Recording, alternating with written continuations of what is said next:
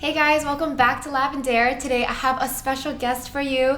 This is Miss Canna Campbell from SugarMammaTV. She's a financial advisor, a money guru. She talks about minimalism as well on her channel, so check her out at SugarMammaTV. But today she's gonna share the things that all people should know about managing their money, things that we're not taught in school. So are you ready? I'm ready. Are you ready? These are 7 easy to follow steps to get you back on top of your finances and being excited about your financial future. All right, the first thing is with any journey, it always begins internally. So have a look at your money mindset.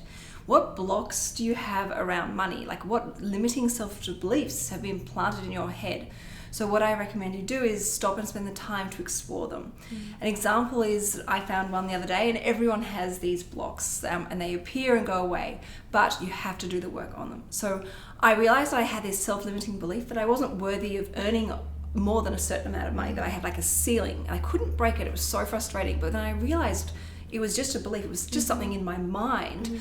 I was able to explore it, challenge it, and let it go, and I proved myself wrong. And within a week, I was like earning more money. I was able to give myself a pay rise.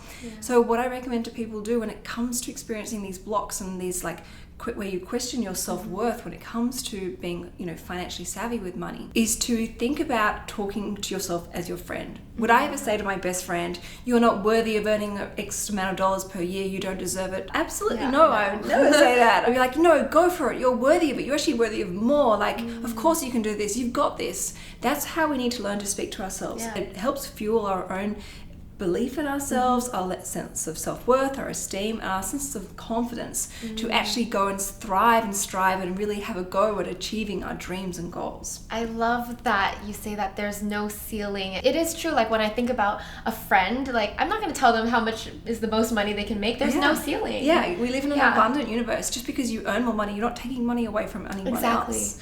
And also the flow of money is very important, because when we have more money, we can like spend money on the people we love. We can give money to charity. We get more time back. We can invest more. We put the flow of money back into the economy. So great, beautiful things do come from being financially free and independent.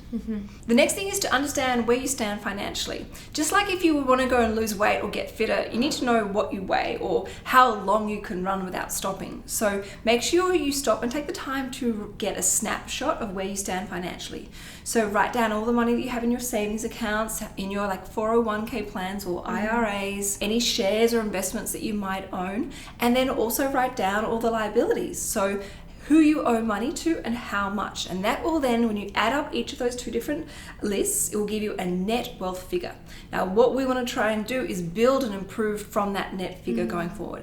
But a great way to write down this place, a great place to write down this is in obviously your workbook, which I genuinely love and use. So take the time to write down a snapshot of where you stand financially so you can start to see the progress very quickly. The third thing you need to do is come up with some financial goals for yourself.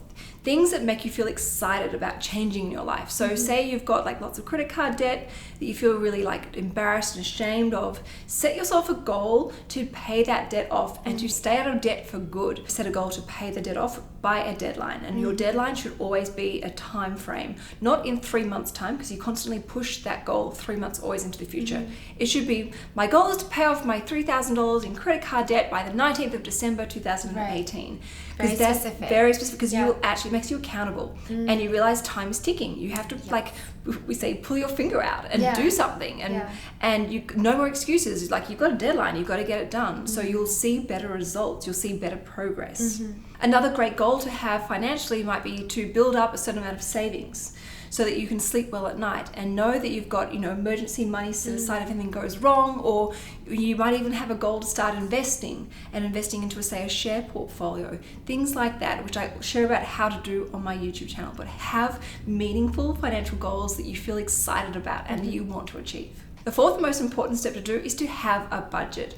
Now, budgets are not supposed to be like restrictive or mean or coming from a place of scarcity or deprivation.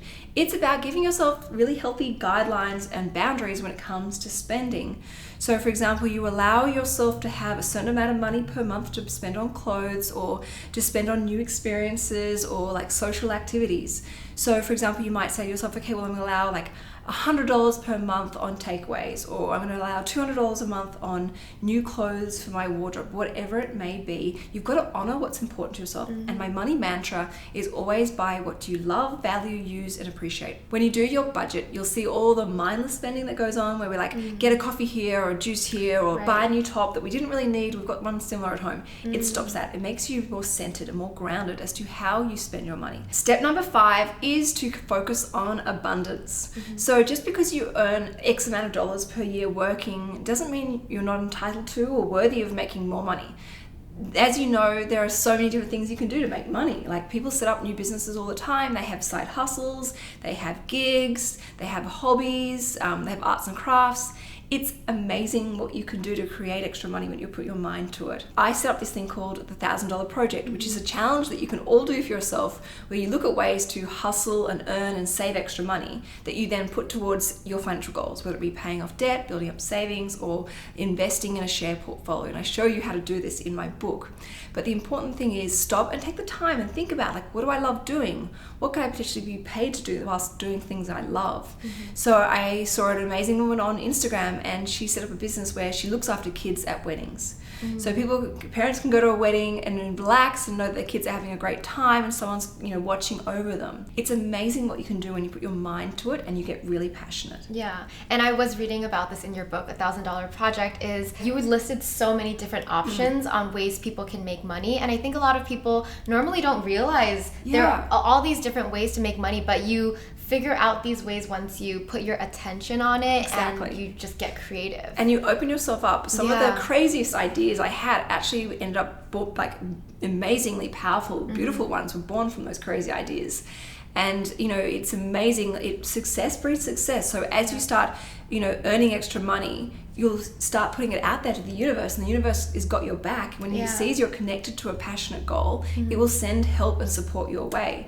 And I've met people who walk dogs, I met people who do babysitting, I met people who started cutting people's hair.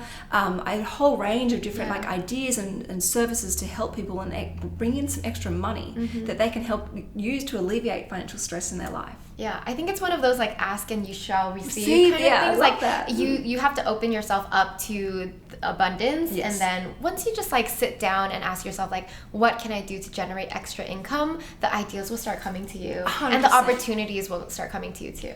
Exactly. And because you've tracked your net worth position and your financial snapshot, you can see where all this extra hard work is going. You can see that, okay, well, I had to work an extra shift at work, but I actually managed to pay off one of my credit cards, or I actually managed to build up an extra $1,000 in savings this month. It all becomes worthwhile. You get that sense of comparison and perspective, and it's so worth the investment.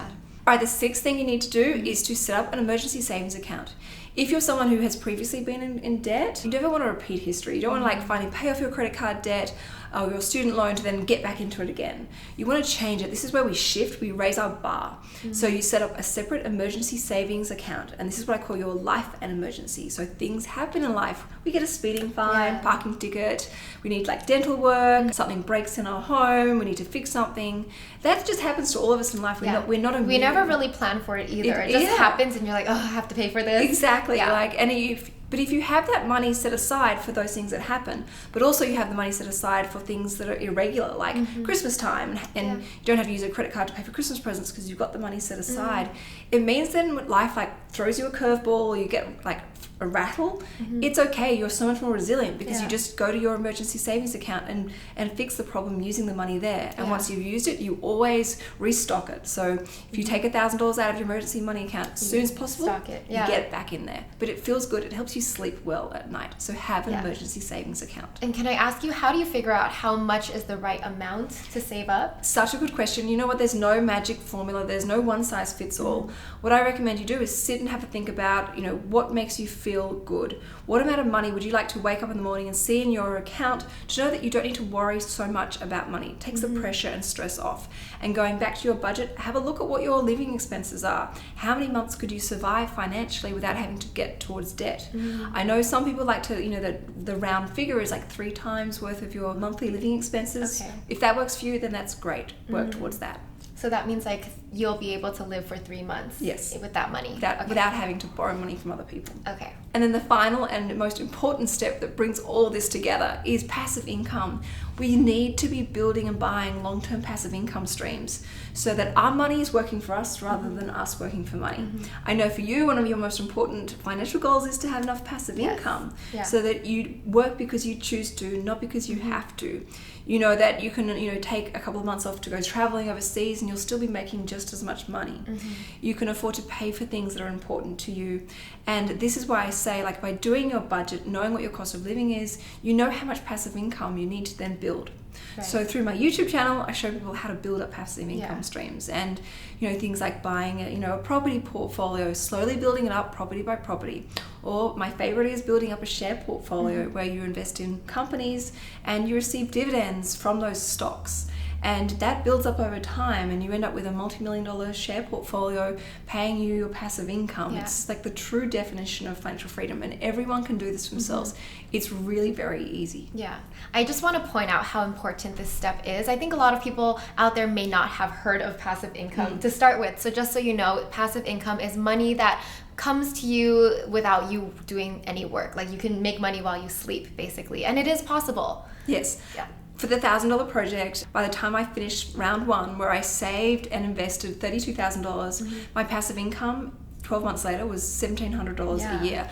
I don't physically do anything to earn that $1,700 a year. I just get paid to. But it was the fact that you invested the $32,000 and it generates passive income. And I hustled and I, turned my hobbies into passions that made money, and I did so many different creative things to bring in some extra money. It was really, it enriched my life on such a deeply profound level beyond the $32,000. It actually, I got a greater sense of community. I started to value my friendships more. I understood the investment of my time and what sacrifices meant and whether they were worth it. It was hugely enriching in my life. I love that. If you're curious about how to generate passive income or anything else about money and money management, check out Canna's YouTube at SugarMammaTV. Thank you so much for coming on my channel with me today. Gosh, thank you for having me, and thanks for having me in Los Angeles. I know. She came all the way from Australia to be here with us. You know what? It's actually such an honor to be here and to be here with you, because I look to your videos for motivation and inspiration for my own videos and in my own life. So thank you. Thank you. That means so much to me. It's awesome to meet someone in real life after knowing you for a while, right? And it's like doing podcasts together and like speaking over emails, and it's like, and you meet someone, you're like, wow, you are the real person behind the camera, that's in front of the camera. It's a breath of fresh air. Yes. All right. Have a great one, guys. See you next time. Okay, bye.